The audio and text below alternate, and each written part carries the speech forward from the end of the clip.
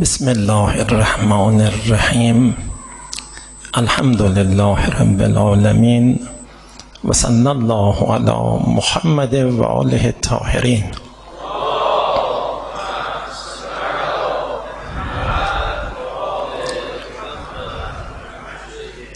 امشب شب وفات حضرت معصومه سلام الله علیها است. جا داره عرض ادبی داشته باشیم به ساحت مقدس این بیبی بزرگوار که الحمدلله همه ما روزی خور این بزرگبانو هستیم. اون موقعیتی که حضرت فاطمه معصومه داشتند که پدر بزرگوارشون حجت خدا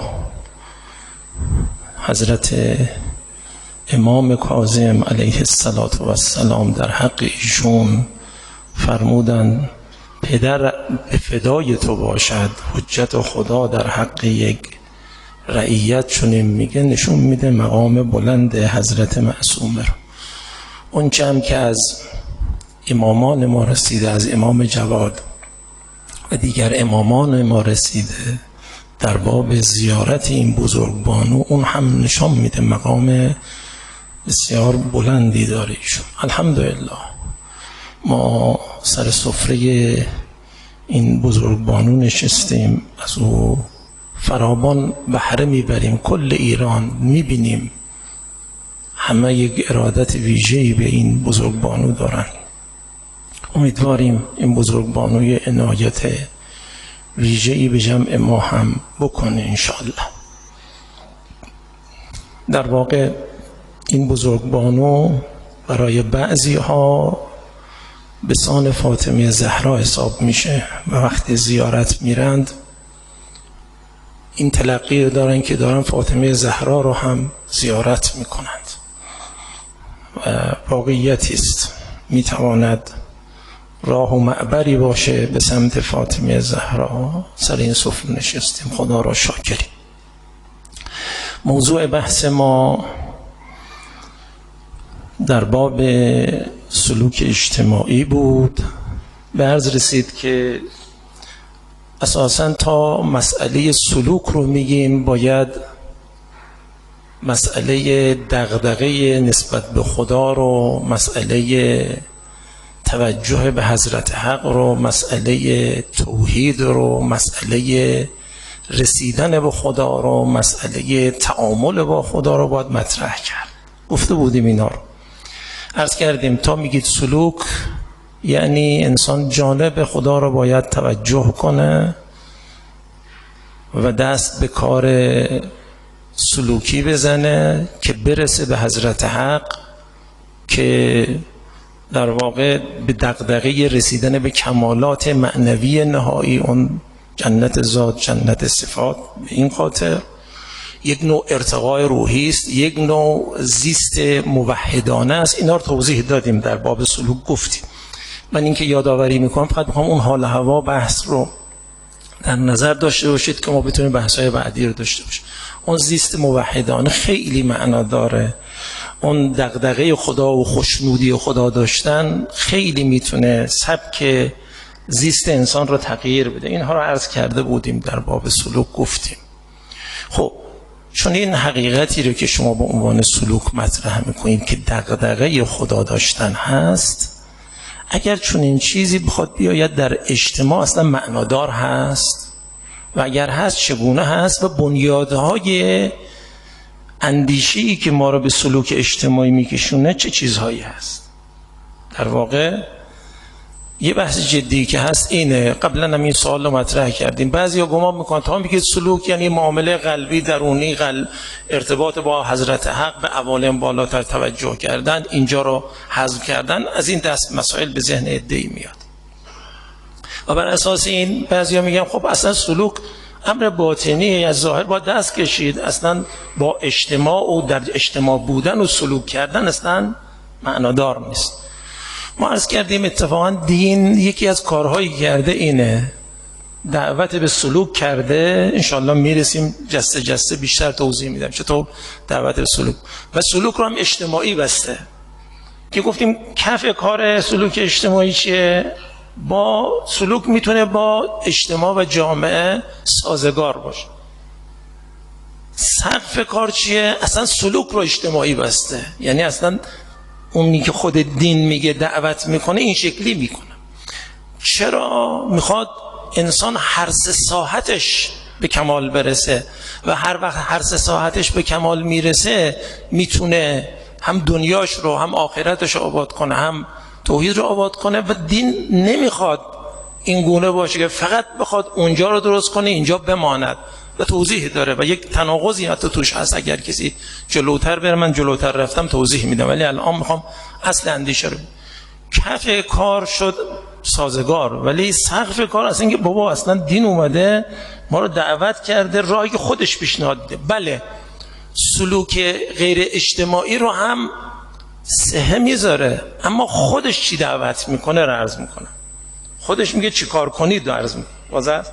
اون رو انشاءالله باید بریم جلوتر توضیح بدم چگونه سلوک غیر اجتماعی رو تا چه حد اجازه میده و چه جوری اجازه میده. بحث‌های اجتهادی خاص خودش هم داره و یعنی احساس نکنید دیگه اینا همین به همیشه گفته میشه، برای خودش مبانی داره، توضیح داره، آیاتی است، روایاتی است تو این زمینه، راه رو باز میکنه. ما میتونیم طبق اون خواستم چی بگم؟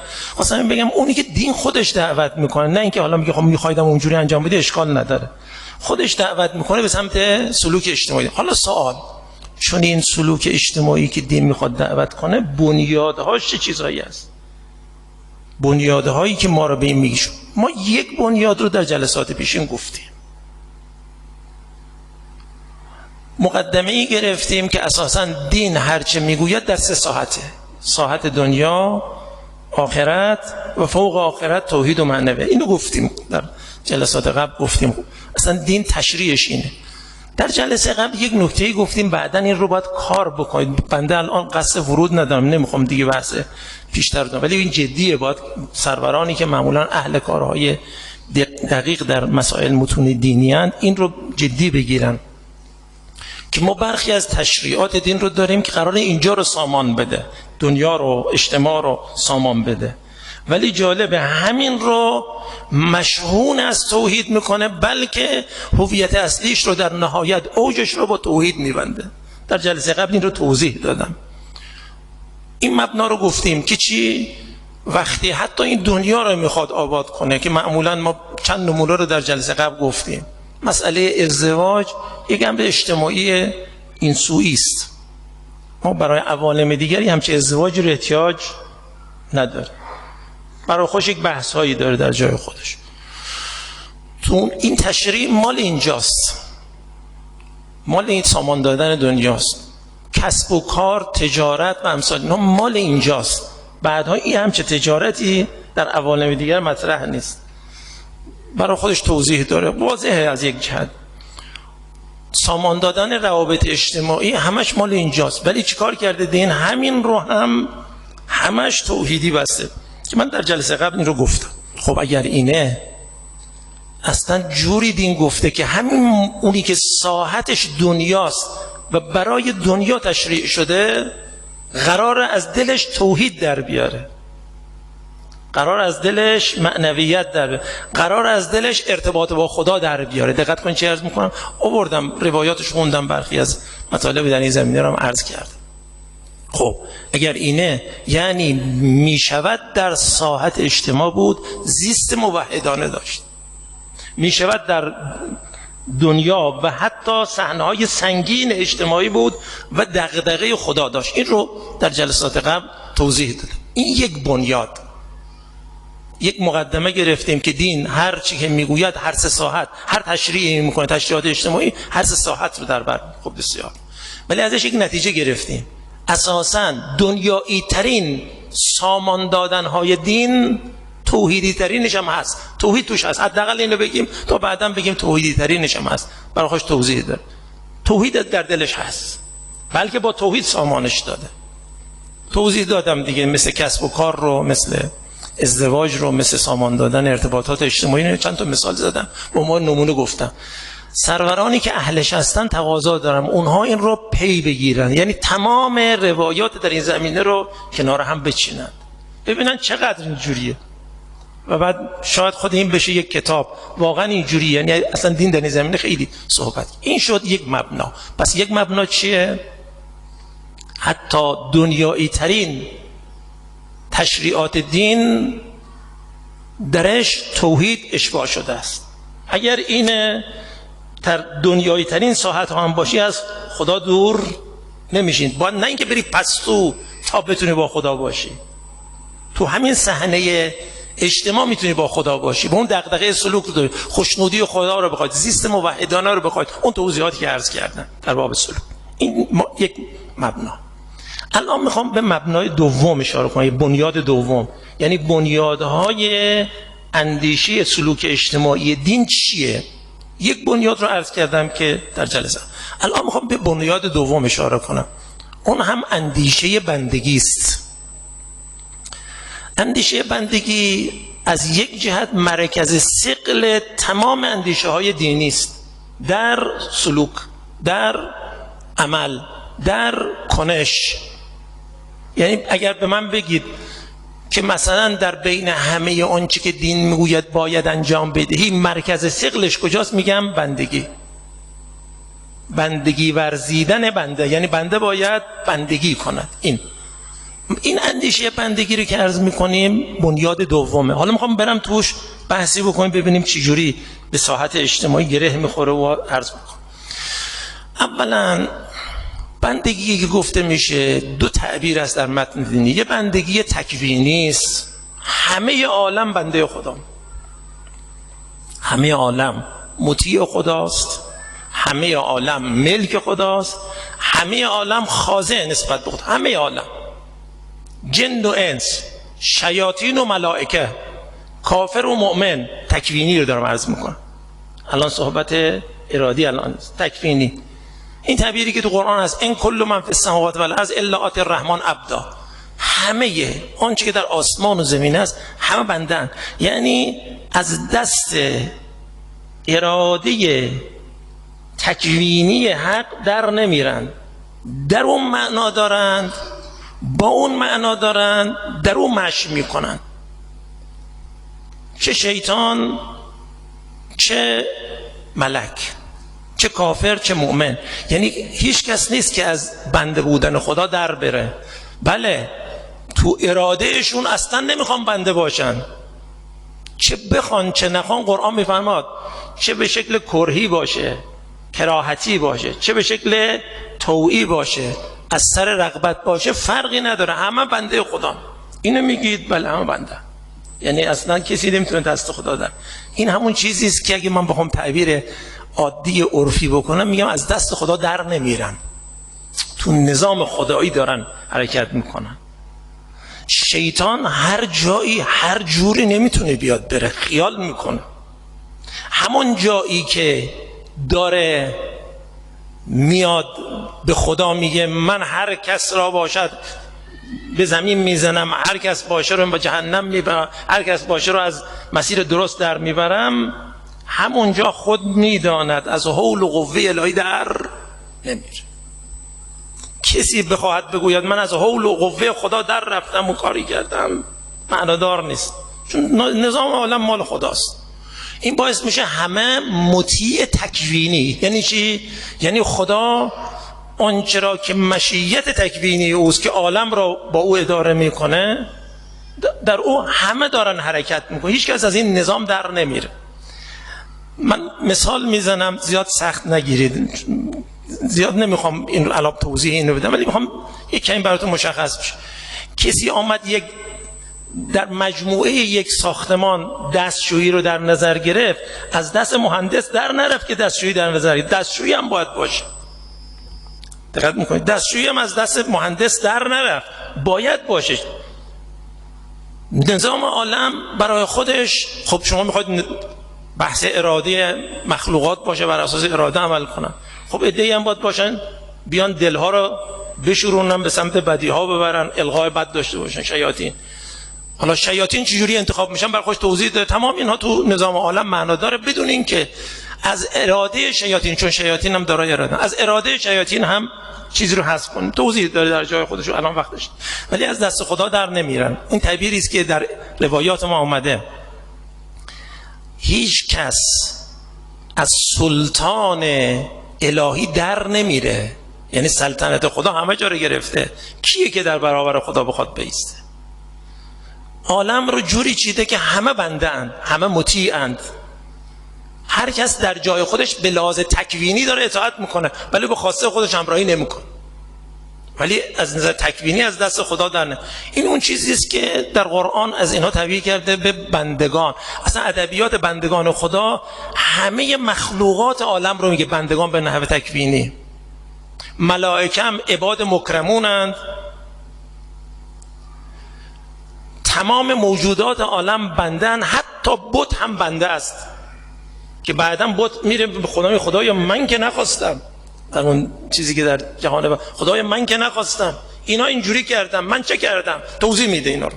یعنی دست خدا در نمیره. که پشت صحنه عالم را اگر کسی بخواد نگاه کنه، هیچ کس نیست که از اطاعت حضرت حق در بره، از ذلت وجودی از حضرت حق در بره. اطاعت داره، ذلت داره، خضوع داره، چه بخواد چه نخواد. حالا من الان فرصت ندارم و الا بحث شیاطین رو اصلا خدا قرار داده چند تا کار میکنه. همین شیاطین تو نظام عالم کار میرسه. من به سرعت میگم، انشالله یه وقتی فرصت کردیم. میدونید شیطان برای مؤمن چه فایده ای داره؟ شیطنت میکنه، برای مؤمن چه فایده ای داره؟ باعث میشه، تحریکش میکنه که التجای به خدا کنه، پناه به خدا بره. او پارس میکنه ولی او رو هل میده به سمت خدا. او میخواد نتیجه خودشو بگیره ولی خدا نتیجه خودشو میگیره. نسبت به کافر چه کار میکنه به نظر شما؟ هر ناشسته روی شایسته درگاه خدا نیست. چیکار باید بشه؟ باید شیطانی باشه جلوی شما. اگر بخواید اینجوری هر کس بخواد به بارگاه الهی بار بیاد، این که نمیشه. هر ناشسته روی که شایسته این درگاه نیست. اون بیانی که داره بایزید میگه که هم وقتی رفتم اون 18,000 عالم برای من منکشف شد، دیدم خب بسیار عالی، ولی چرا اینقدر کم رفت آمد؟ هیچ کس نیست، کمتر افراد میان این عوالم رو طی میکنن. گفتم خدایا بارگاهی با این عظمت این قدم کم رفت آمد؟ جواب اومد که نه اینکه ما خواستیم و نشد، ما ولی هر ناشسته روی شایسته این درگاه نیست. هر کی نباید بیاد، راه رو میبند. این رو ما میگیم بندگی تکوینی. یعنی خود او داره کاری میکنه، خودش هم نمیدونه داره چی کار میکنه. از نظر منطق نظام احسن الهی، دور اون نظام احسن نمیدونه داره چی کار. او داره شیطنت خودشو میکنه و در نظام احسن الهی اینجوریه. یعنی داره همان چیزی که خدا اراده کرده در این عالم پیاده میشه. توضیح داره قرآن، نگاه کنید فراوان از این صحبت ها داره. من دیگه واقعا به سرعت بگذرم. چه شیطانش، چه ملکش، چه نمیدونم انسان باشه، چه نمیدونم هر موجودی باشه، همه عبدن، همه عالم عبدن. این عبد تکوینی است. یعنی اطاعت تکوینی دارن، اطاعت وجودی دارن، ذلت وجودی دارن. مخلوق خدا مگه میتونن از دست خالق در برن؟ ذلت وجودی دارن. خب این پابرجا. اما یه بحثی است به اسم عبادت یا بندگی ارادی، بندگی سلوکی. تا به حال گفتیم تکویناً همه هستن، اما موجوداتی که دارای شعور و اراده اند، اونجا یک صحبت دیگر هست.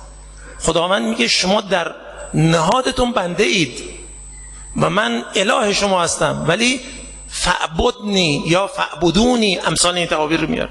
منو بپرستید. این منو بپرستید چیه؟ شما در ساحت اراده هم بیایید مطیع من باشید، ذلیل من باشید، خاضع من باشید، دلداده من باشید. اینجوری در اون محیط چی که قبلا بود بندگی تکوینی بود، یعنی به ساحت اراده مرتبط نبود. هر کی هر کاری میکنه، حتی اراده هم در تکوین قرار میگیره. ولی این تعبیری که الان میکنم چیه؟ میگه تو انسانی، خوبت رو میفهمی، منم بهت میگم این خوب رو انجام بدیم، بد رو انجام نده. تو مطیع من باش، تو بنده من باش، بنده شیطان نباش. تعبیری که در سوره یاسین آمده چیه؟ ابتداعا گفته میشه شیطان رو نپرستید، با شیطان همراهی نکنید، پرستش شیطان نکنید، بندگی شیطان نکنید. ان اعبدونی هذا صراط مستقیم. چرا اینجوری گفته میشه؟ اینجا چیه؟ یعنی تو در صحنه اراده چرا شیطان اومد القا کرد؟ تو چرا همراهی کردی؟ الله تعبد شیطان، شیطان چرا میپرستی؟ چرا همراهی میکن؟ خب القا اومد، بسیار خوب. بشریم، نقص داریم، بسیار خوب. قوی تر شدیم، اصلا نمیاد، ولی حالا باشه اومد، تو نباید بجنگی؟ تو چرا همراهی میکنی؟ چرا مطیع او میشی؟ چرا پیروی میکنی؟ شیطان رو نپرستید، شیطان رو بندگی نکنید. چه کنید؟ منو بپرستید، منو بندگی کنید. ان اعبدونی هذا صراط مستقیم. اینجا چه ساحتیه؟ ساحت ارادی. تو در ساحت ارادت، اونجا که میتونی تصمیم بگیری، تو که فهمیدی خدا چه میگه، تو که فهمیدی شیطان داره القای بد، چرا همراهی کردی با او؟ چرا دستور خدا رو اجرا؟ اینجا میگیم بندگی در ساحت اراده و در ساحت سلوک، عنوان میدیم بندگی سلوکی. دقت میکنه اونچه که دین از ما میخواد بندگی سلوکیه. الان ایاک نعبد و ایاک نستعین به کدوم بندگی اشاره داره؟ در همین سوره هم میگیم تنها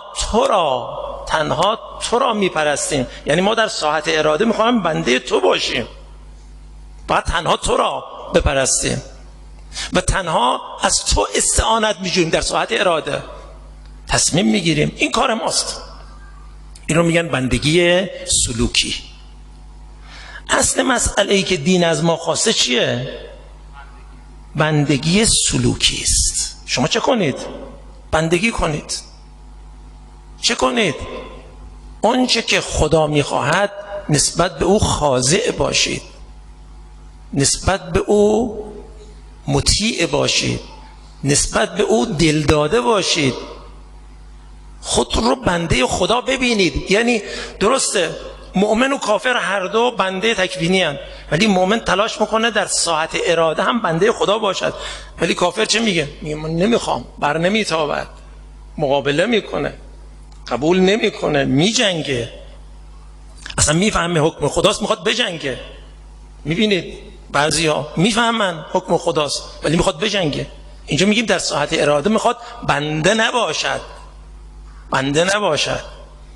اون جریانی که در مورد امام کاظم علیه السلام گفتم، بشر حافی حتما شنیدید. بشر حافی اومد و در خونه خودش بزن و بکوب و خیلی این سر و صدا زیاد، به بیرون خانه هم این سر و صدا میرسه با اون سبک خاص. امام کاظم داشت از کنارش میگذشت.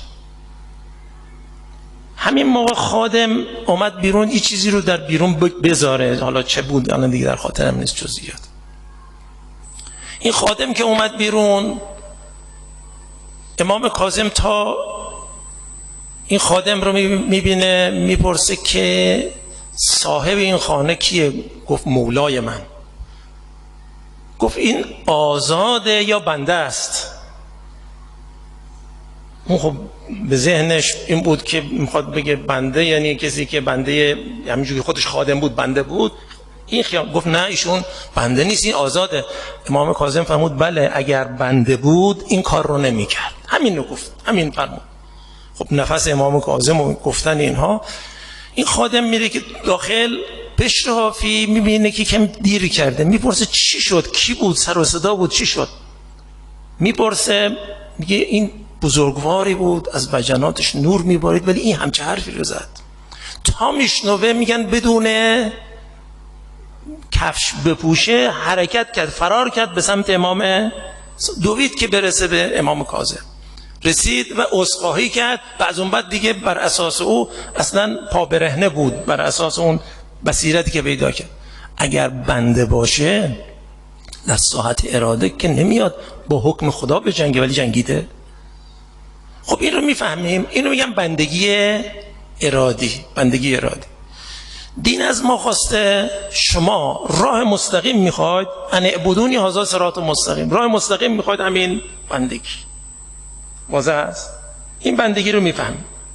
ما این بندگی رو که میگیم بعضیا به سرعت تا ان اعبدونی و نمیدونم ایاک نعبد یا نمیدونم مشابه این گفته میشه، برداشتشونه یعنی پرستش به معنای عبادت، همین نماز خواندن و امثال اینها.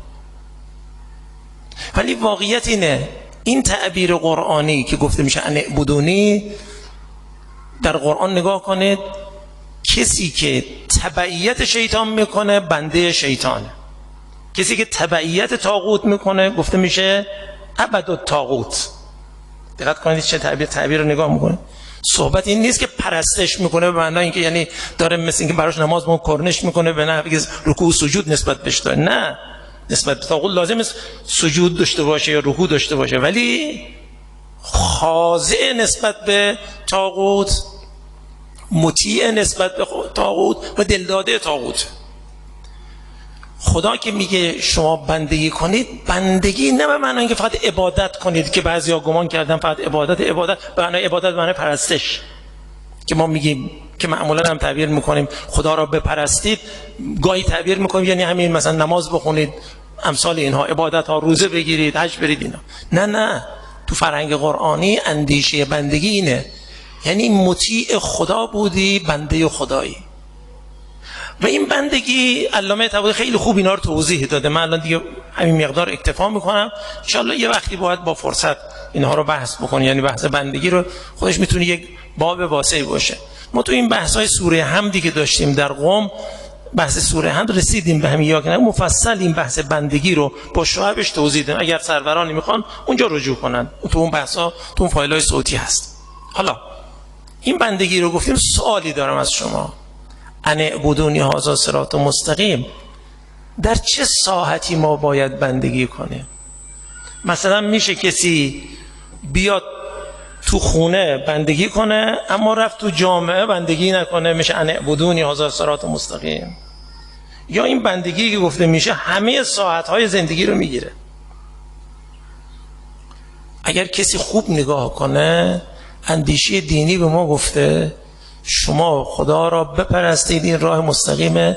در ساحت جامعه هم میایی خدا را بپرست، در ساحت فردی خودت هم میری خدا را بپرست.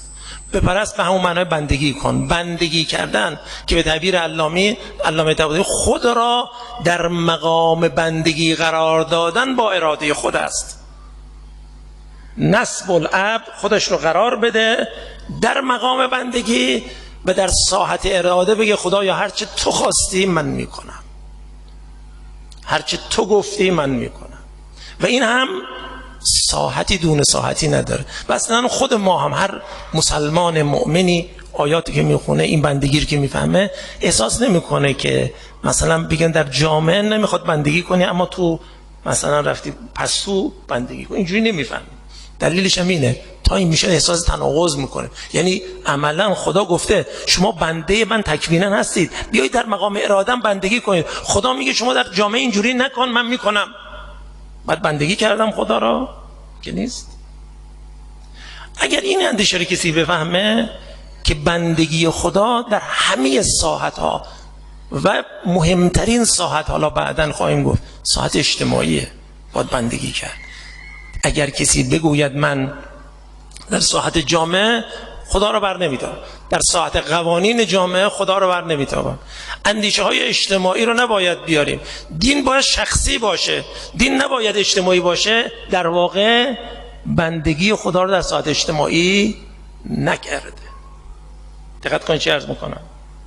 این اندیشه رو میگن اندیشه بندگی در دین. اندیشه در بندگی در دین که مر صراط مستقیمه، ان اعبدونی هذا صراط مستقیم، چند بار در قرآن هم آمده، یک بار در سوره یاسین، جای دیگه هم آمده. اگر نگاه کنی این اندیشه داره یک کار میکنه، میگه هیچ جایی نیست تو بری و بخواهی بگوی اونجا من خدا رو نیاز ندارم، من خودم انجام میدم، من خدا رو اطاعت نمیکنم، همه جا باید باشه. و اگر این شد صحنه اجتماعی رو میگیره، بلکه مهمترین جاها صحنه اجتماعی است. اون کسی که میگوید دین شخصی، روح اندیشه اسلامی رو در بندگی درک نکرد. دین معنا نداره شخصی باشه، دین باید همه جا رو پر کنه.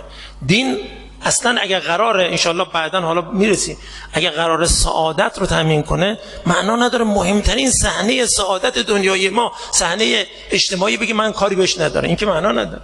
دست بر قضا اینی که عرض میکنم جزء بینات قرآنه. حالا کسانی که سوره بقره رو خونده باشن، آیت الکرسی رو باش آشنا هستید، دوگانه طاغوت و خدایی که مطرح شده، یا خدا یا طاغوت. کسی که به خدا چنگ زد فقط استمسک بالعروة الوثقی، ولی کسی که به سمت طاغوت رفت چه میشه؟ در قرآن آمده. نگاه کنید در همین آیت الکرسی بعد از اون آیه اول 2 آیه بعدی این معنا رو توضیح میده. اصلا این بینات قرآنی است، یادتون باشه. خب اگر این رو گفتید، ساعت اجتماع هم ساعت بندگی خداست. دقت کنید چه عرض میکنم، ساعت بندگی خداست. تا این رو قبول کردید، حالا نوع عالی بندگی چیه به نظر شما؟ اولش رو میدونیم، بندگی کردن همین دستورات رو اجرا بکنیم کافیه. خوبه؟ همین دستورات رو اجرا کنیم. حالا به چه خاطر؟ به خاطر که برسیم به بهشت مثلا، به خاطر اینکه به جهنم نریم، اشکال نداره، کافیه. دینم میگه اینقدر باشه کافی. ولی نوع عالی بندگی که دین معرفی میکنه که انشالله خواهم رسید، نوع عالیش چیه؟ نوع عالیش توحیدیه و این رو در آیات فراوان اشباع میکنه و این رو باید یاد بگیریم. اگه کسی این یاد گرفت، اساساً چون این سلوکی اجتماعی است. یعنی من باید بندگی کنم، حقیقت سلوک بندگی است. یادتون باشه اینم ان شاءالله بعداً توضیح میدم. حقیقت سلوک هم بندگی است و حقیقت سلوک اگر بندگی است بخواهد درست اجرا بشه، صحنه اجتماع را هم باید پر کنه تا بشه سلوک اجتماعی که دین میگوید یک بنیادش برمیگرده به همین بندگی. حالا میخوام وارد بشم در مورد این یک کمی توضیح بدم. ما بعضی از آیات داریم، یادتون باشه بعضی از این آیاتی که عرض میکنم اینها رو به عنوان یک به اصطلاح آیه‌ای که همیشه باید به جانتون بزنید، در جانتون بشینه، باهاش ارتباط داشت باشید نگاه کنید. یه آیه شنیدیم نشه. دقت کنید چه عرض میکنم. ما بعضی از آیات داریم، بعضی ها میگن تا لطفش آمد او رو به عنوان منش همیشگی خود قرار بده، او رو همیشه تکرار کن، باش زندگی کن، باش نفس بکش، مکرر بگو. الان میخوام برخی از این آیات، یک آیه رو حداقل مرکز ثقل این بحث هست رو ورود کنم. اون تعبیر چیه؟ در آیه 162 انعام این تعبیر: قل ان صلاتی و نسکی و محیای و مماتی لله رب العالمین. تعبیر رو نگاه کنید. خیلی همین آیه خیلی راحته، اگه از یک جهت آدم باید باش کنار بیاد خیلی راحت. ان صلاتی و نسکی و محیای و مماتی لله رب العالمین. معناش نماز من مال خدا، مناسک من مال خدا، حیات و ممات منم مال خدا. تعبیر ببینید: ان صلاتی و نسکی و محیای و مماتی لله رب العالمین. این اندیشه رو ببینید چی میگه. یکی اصلا من تمام مرگ و زندگیمو با خدا ببندم. این اون لطف بندگی نهایی رو اینجا تو این آیه آورده. ان صلاتی، خب صلات واضحه من برای خدا، نسکی برای خدا، حیات و ممات من همه گره به قرب خدا. اینجا دیگه صحبت فقط عبادت نیست، لطفی هم داره. از عبادت شروع میکنه ان شاء الله. عرض میکنم چرا لطفی داره، میرسیم. ولی الان بذارید اینو عرض کنم: ان صلاتی و نسکی و محیای و مماتی، زندگیم و مرگم همش مال خدا، لله رب العالمین. این تعبیر این میخواد چیکار کنه؟ این میخواد در واقع بگه تمام عالم رو من با خدا معنا میکنم و حتی در بندگی هم لله رب العالمین. نه یعنی حالا بندگی اینجوری بکنم، بندگی بکنم تا چه بشود؟ بهشت بروم، بهشت خوبه. بندگی بکنم تا از جهنم به در بروم، بسیار خوب. ولی این نه، اینجا داره به ما یه منطق برتر میده: برای خدا تمامش کنید. و جالبه اول نماز میخواید وارد بشید، یه دستور اولی که میده که بگید وجهت و وجهی، این تعبیرم اونجا آمده، ان صلاتی و نسکی و محیای و مماتی لله رب العالمین. چیکار میکنه آدم رو؟ من چیکارم این وسط؟ من بنده هم باید بندگی کنم و با که معامله کنم؟ خدا. چه کسی رو ببینم؟ خدا. با کی صحبت کنم؟ خدا. در هر مسئله با کی برخورد کنم؟ خدا. در هر مشکلی با کی ارتباط برقرار کنم؟ خدا. زندگیمو چجوری سامان بدم؟ خدا. مرگمو چجوری سامان بدم؟ خدا. ببین چجوری صحبت میکنه، همه چیز من خدا. ان صلاتی و نسکی و محیای و مماتی لله رب العالمین. البته لطفی هم داره، از صلات و نسک شروع میکنه. اینو بدونید. خب باشه، شما میگید همش رو برای خدا ببندیم و بندگی ناب ببندیم و اون توحید ناب ببندیم و میخوایم به اصطلاح اون صراط مستقیم که انه بدونی هست رو به اوج داشته باشیم. خیلی خوب، بسیار خوب. خب چیکار کنیم؟ به نظر شما چیکار کنیم؟ دین میدونی چیکار میکنه؟ از کجا شروع میکنه؟ که نماز بخون، از همونجا شروع کن، از صلات شروع کن، از نسک شروع کن، بعد ببین چه خبر. بهتون بگم کسانی که نمازشون اینجوری میبندن، ما نماز میخونیم که الحمدلله یه نماز خوندیم که تکلیف ساقط شد، اشکالی هم نداره، همین قدم خوب. اول نباید سخت گرفت. اول چیه؟ همینقدر که نماز رو بخونی خوبه، حتی برای اینکه چی؟ همینقدر که جهنم نری، اشکال نداره، آتش نبینی، خوبه، خیلی هم عالی، بسیار عالیه، خوبه، اون پاورجاست. ولی دین یکی از کارهایی که میکنه آهسته آهسته آدم رو بالا میاره، به اینجا میگیشن نماز جانانه بخون، نمازت برای خدا بشه، خوب با خدا بشین. اصلا نماز تشریح شده برای همین، خوب بشین، ببینین چه اثری داره. بسیاری از اونایی که همچین نمازی خوندن میدونین چه گزارشی میکنن میگن اینجوری میگن ما نماز که میخونیم یه کمی حال معنوی برای ما پیدا میشه، بعدن یه گناه رو در روز کردیم، یه غیبتی کردیم، یک نگاه به نامحرمی برام پیش اومد، یه مشکلی پیش اومد برام، میرم سر نماز بگم الله اکبر، میرم دستم بالا نمیره. چی بگم خدایا تو که میبینی من چه کردم، بعد من بگم الله اکبر؟ یعنی همون نماز اطاعت و خضوع نماز خودشو میکشونه به خضوع در جامعه، اطاعت در جامعه. از کجا باید شروع کرد؟ از نماز باید شروع کرد. یعنی نماز رو آدم زیاد خوب خوش بخوانه، که بنده توصیه میکنم حالا که ما میگیم دغدغه خدا داشته باشید، یک نمازتون درست کنید، بلکه مقداری از یک نماز رو درست کنید، بلکه یک لحظه یک نماز رو درست کنید. اگرم در نماز نشد، آخرش آدم سر رو به سجده بذاره، اونجا بگه عفوا نشد، خدا نکردم ولی میخواستم. دقیقاً من چه عرض میکنم، این همین یک کلمه، این رو شروع کنید. این نماز یواش یواش گر بگیره و این لازمش محافظت از نماز. در قرآن آمده ادعی اصلا نمازشون رو محافظت از نماز، یعنی بالاخره من برنامه‌ای دارم، یک وقت خوب میگید ظهر بسیار خوب، میگید صبح بسیار خوب، میگید نمیدونم نماز مغرب و عشاء، هر جایی یک نمازتون اندکی درست کنید، با همین دغدغه توحیدی درست کنید. خود اون نماز که مال خدا شد، خودشو میکشونه به مماتی و محیای و مماتی لله رب العالمین. اصلا خاصیت نماز این. همینجا خواستم حالا که ما اینجا تا به اینجا رسیدیم، من این نتیجه رو بگیرم، یادتون باشه یک نمازتون رو درست کنید، یک نماز و بلکه یک بخشی از نماز. سختم نباید گرفت. تو روایت آمده، نگاه کنید، تو روایت میگه بعضی ها نصف نمازشون قبول میشه چون نصفش حضور قلب بود، بعضی ها 1/3، بعضی ها 1/5. بنده عرض میکنم 1/1000 نماز هم کافیه، که بعضی هم گفتن فقط لازمه یک بار خوب با خدا بشین، یک لحظه شستشوی دل میده، واقعا میده و خوب دل رو کامل میکنه، میکشونه، جذبش میکنه.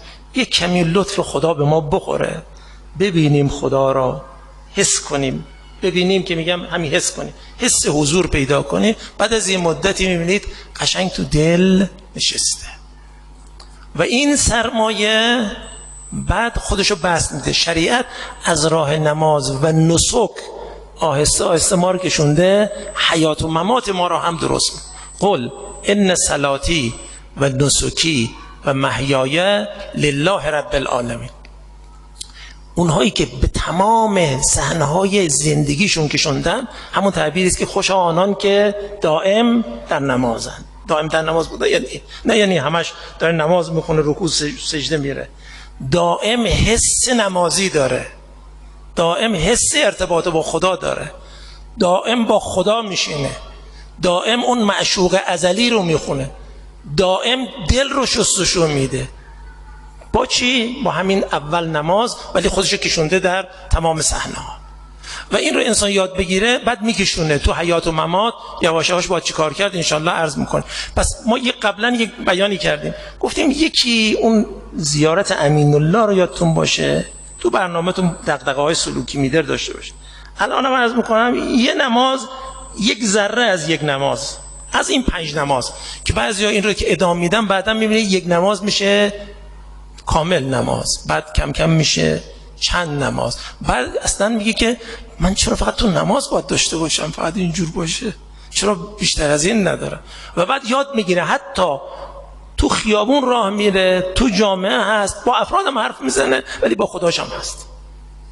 که این رو ابتدا ما اولا میگیم چی جوری میشه، ولی باور کنید میشه. بعضی‌ها رو من دیدم از دوستاد حسن زاده رحمت الله علیه میفرمود که من حالا داشت به برخیا که معمولا اینا رو بشورونه و الا ایشون اصلا تو بیرون که این حرفا نمیزنه. من مراقبه مع الله هم 20. میدونید معنای مراقبه مع الله چیه؟ یعنی دائما با خداست. خب این میدونید معناش از این که ایشون میگه، یعنی حتی اون موقع که دارم درس میخونم که نوعا هر کی که معمولا میره تو درس میبینه تا تمرکز اینجا میکنه خدا رفته، خدا رفته، یعنی توجه نداره، این شکلیه. ولی ایشون میگفت من مراقبه مع الله هم 20، یعنی همون لحظه هم که دارم درس میکنم تمرکز میکنم از خدا غافل نمیشم. من یه مثالی میزنم دیگه میگذرم دیگه، الان وقتش نیست. این مادری که جوونش رو از دست میده رحمت خدا میره، این مادر خب خیلی داغ داره. یه چند ماهی میگذره، یه نفر یه شوخی میکنه، یه مصاحبه ای داره، ایشون میخنده ولی هیچ احساس میکنه مادری که داره میخنده ته این خندش هم یه اصلا غمی هم تو صورتش هست. میبینید گاهی یعنی این مادر از یه طرف داره اینجا این مصاحبه‌ای که شده داره میخنده ولی یه غمی هم تو همین خندش هم هست. چرا؟ یاد فرزند ازش نرفت. یعنی میشه جمع کرد.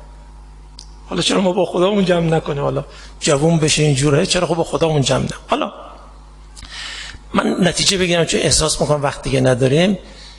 اگر این اندیشه دوم بیاد که چی بشه؟ تمام حیات و مماتم خدایی بشه.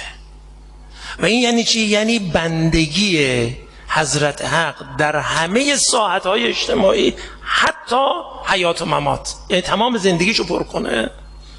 و به نوع عالیه بندگی که میرسه، چون این منطقی رو دین دعوت میکنه. خب این منطق به ما چی میگه؟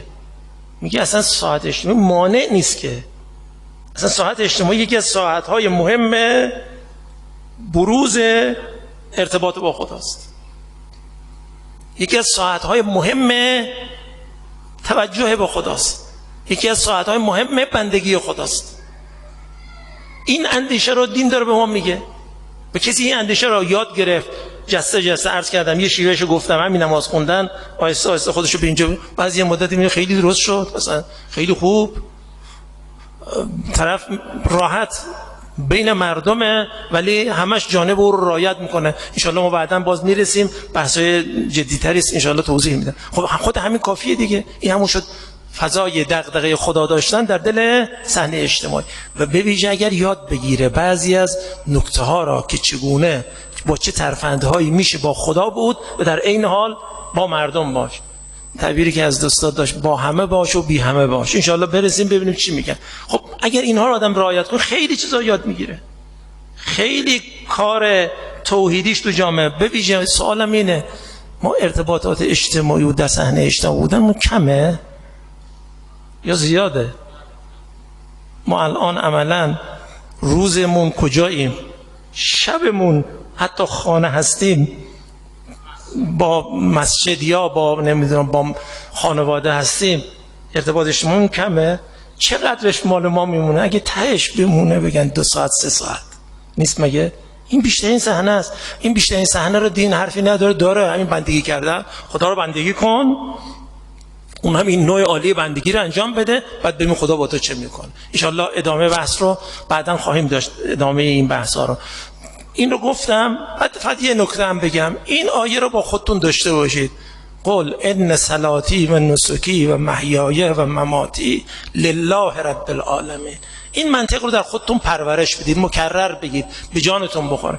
برخی از اساتید توضیح میدادن، به ما میگفتن، به دیگران میگفتن، همه میگفتن شما آیه ای که میبینید خوشه بگذارید به جانتون بخوره، یعنی بذارید بخوره، یعنی مکرر درگیرش بشید، باش ارتباط داشته باشید، بذارید بخوره.